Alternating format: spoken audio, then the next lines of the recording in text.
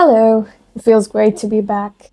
Now, in my last video, I discussed words that sound the same but are spelled differently and have completely different meanings. What were those words called? Homophones. Today, we're going to tackle 20 essential advanced level homophones. I'm going to give you their meanings with clear examples and, most importantly, clear tricks to remember which is which. So hopefully, by the end of this video, you'll be able to write and remember the difference with the spelling with pure confidence. Okay, let's kick things off with some pairs that often cause a bit of a wobble. First up, we have illusion and allusion. Allusion means an indirect reference to something. Think of it as a hint. For example, this movie contained an allusion to classic 80s films that only true fans could catch. Whereas illusion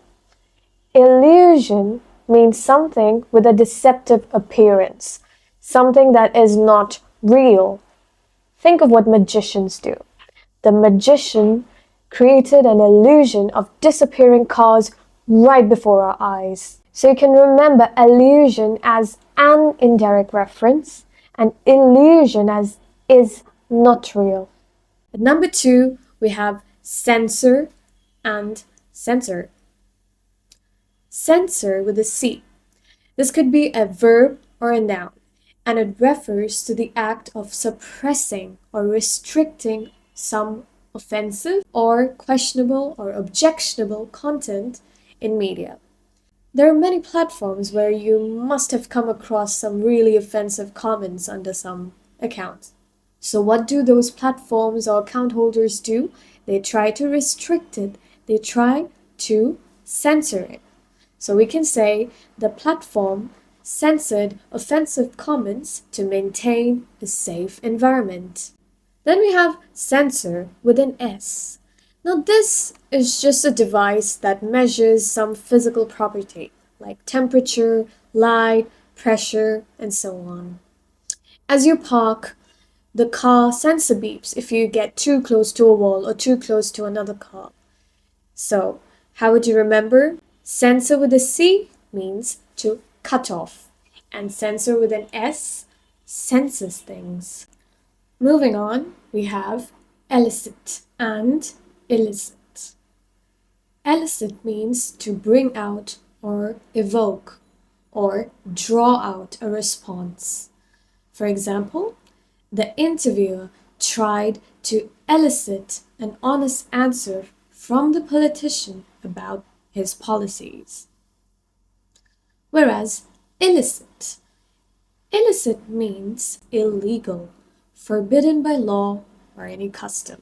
For example, the police broke up a ring of illicit drug dealers operating in the city.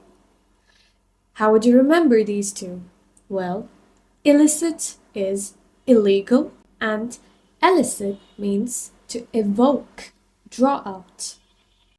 At number 4, we have discreet and discreet.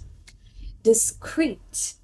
It means to be careful not to draw out attention. You could say the actor made a discreet exit through the back door to avoid paparazzi. And then you have discrete. It means individually separated, distinct. For example, the data was divided into discrete categories for easier analysis. If it helps, discrete has a T in between the two E's, which separates it. So that discrete means to be separated, to be distinct. On the other hand, this one doesn't. At number 5, we have principle and principle. Now the first principle can have two meanings. The most common one is the head of a school. Our principal dropped by to make a surprise visit at our club class. And it could also mean something that is main or primary. For example, the principal reason for the delay was an unexpected power outrage. And then we have principle. It means a fundamental truth, rule, or a belief. You could say, it is against my principles to lie, cheat, or deceive anyone. So a quick memory tip would be the principle ending with an LE refers to a rule. Rule ends with LE. Alright, time for a little break to test what you've learned so far. I'm going to give you sentences, and all you have to do is choose the correct homophone. Number 1. The company divided the project into 3 stages.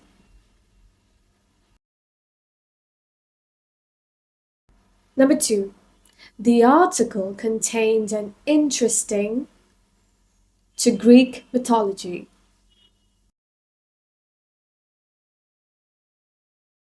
Number 3. His jokes failed to much laughter from his friends.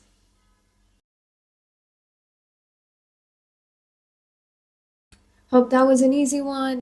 Okay, let's move on with more pairs and see how they function as different parts of speech. At number 6, we have cite and cite. Cite means to quote a source as evidence or proof. When you write a paper or an essay, you must cite your references to avoid cheating, to avoid copying. And sight is the ability to see. It was a beautiful sight to behold.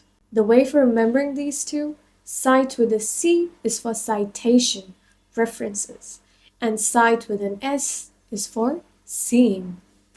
Next we have complement and complement. Complement with an E means to make something complete or enhance it. You could say the soft lighting really complemented the artworks in the gallery. Whereas compliment with an I refers to expressing admiration or praise. For example, he told her he really admired her paintings, and she returned the compliment by saying she was a fan of his writings.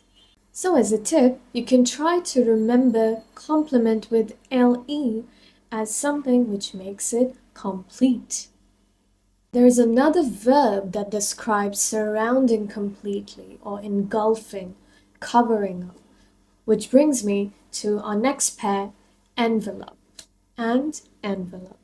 These two words sound exactly the same, with only difference being the addition of the letter E.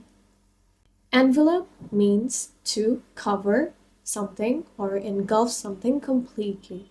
You could imagine a dense fog covering up the entire city.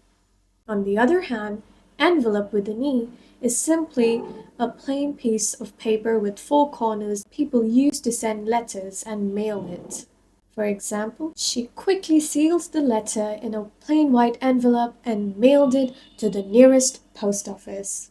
So you could remember the shorter envelope without an E as a verb and envelope with an E as the object. Next we have is great, meaning excellent or something large in extent. You could say we had a great time exploring the new city on our travel.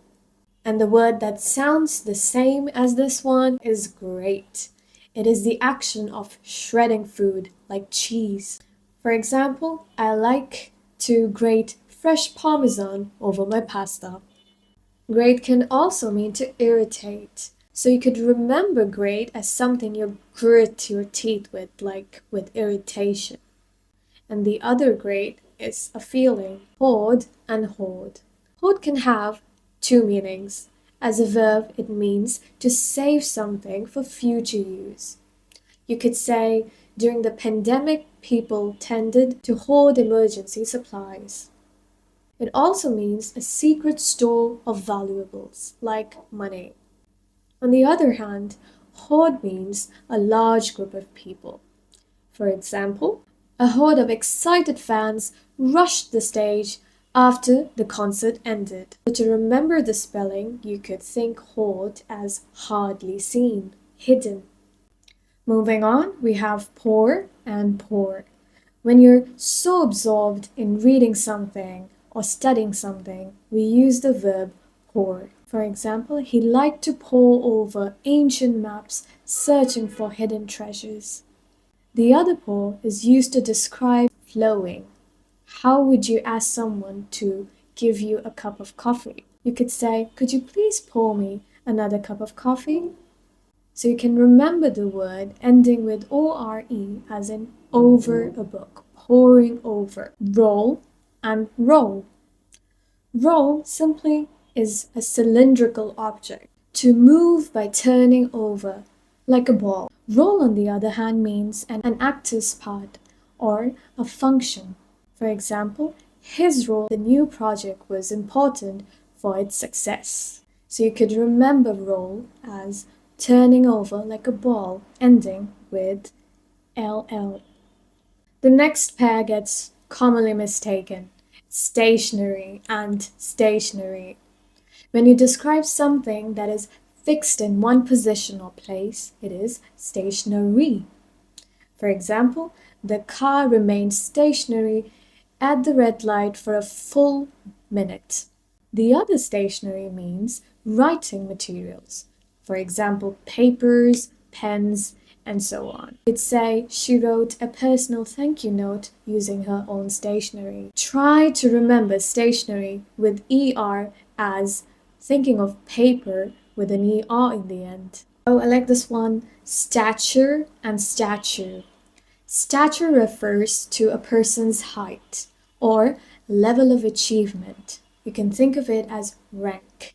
Her impressive research gives her great stature in the scientific community, whereas statue refers to a carved figure or a cast. For example, the famous bronze statue dominated the town square.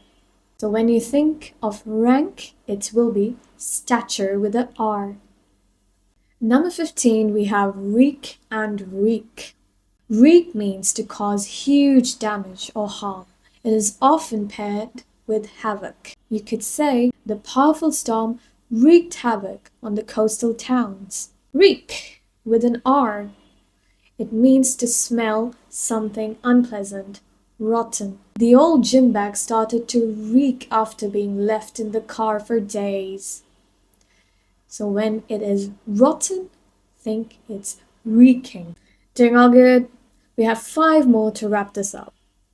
Number 16, we have adverse and averse. Adverse means harmful, usually used to describe circumstances. You could say the team faced adverse weather conditions during their journey. Averse, on the other hand, is used to describe having a strong dislike or having an opposition or being against something. He is not averse to taking risks when it comes to business. So if it's causing additional harm, think of it as adverse with AD. Next up, we have Grisly and Grizzly. Grisly means causing horror or disgust. The detective described the grisly details of the murder. And the other grizzly is mostly referring to the large North American bear. Or it could also mean gray-haired. For example, they spotted a massive grizzly bear lumbering through the forest. So remember grizzly with an IS involving a terrible incident.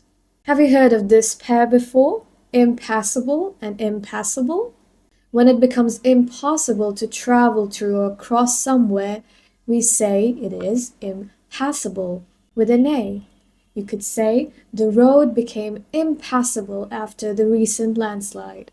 Whereas impassible with an I means unable to feel passion or suffering and pain. For example, according to some philosophies, a truly wise man remains impassible in the face of misfortunes. So when you cannot feel passion, it is impassible with an I.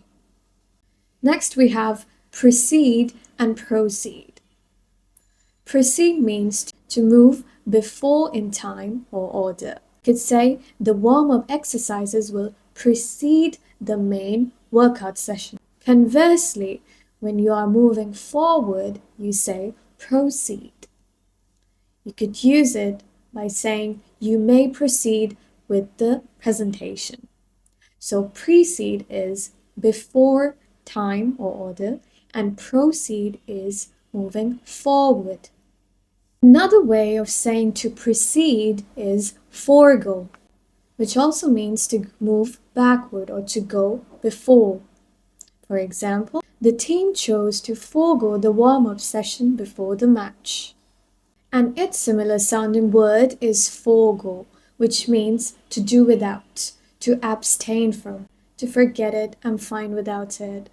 For example, she decided to forego the dessert to stick to her diet.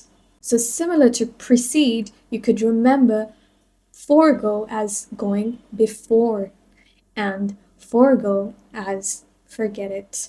So there you have it, 20 essential advanced homophones that will seriously elevate your English. Thank you for joining, and I'll see you in the next one.